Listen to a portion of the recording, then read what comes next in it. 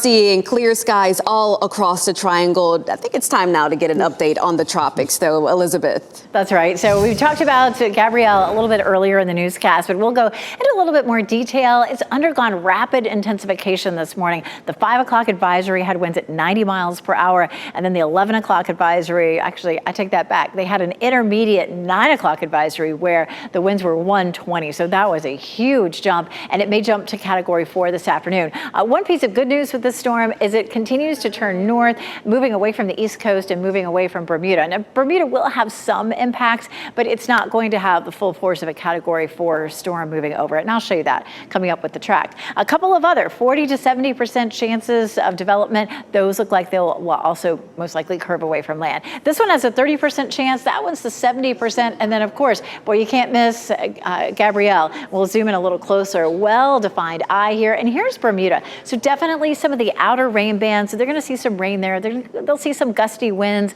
and likely some beach erosion. But if they were sitting right here, they would be, in much more trouble. Anything on the east side of the center is where the strongest winds are, and we tend to see the most storm surge and damage. And so Bermuda's in, a decent location especially because the storm is moving away. It's moving north at 10 miles per hour right now, still has winds at 120, about 180 miles off of Bermuda, which is right here.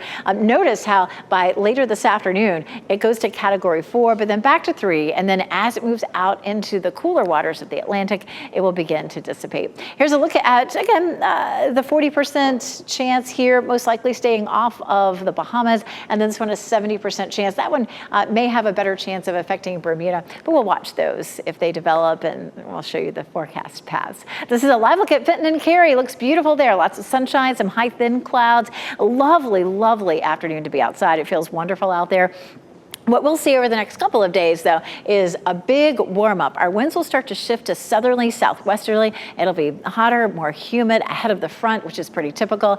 This one looks like it'll bring us a good chance of rain, but I'll tell you what, I think this will be storm number 3 that looked like it was going to bring us a lot of rain, and then neither one of the first two did. So fingers crossed, we definitely need that rain. There's a small chance of a storm on Wednesday. That's 8 p.m. We'll jump ahead to Thursday at 5 o'clock, and you can see the rain moves over us fairly late in the day. And then the front finally moves in on Friday, and Friday will bring us our best chance for rain, possibly a thunderstorm. We'll watch out for that. 40% chance on Thursday, 60% chance on Friday. Our eastern counties up to 1 inch, and our western counties up to 2.5 inches. And boy, it would be nice to see some of that. On both Thursday and Friday, we have a low risk for flooding, but it looks like this moves on out, leaving us with a nice weekend.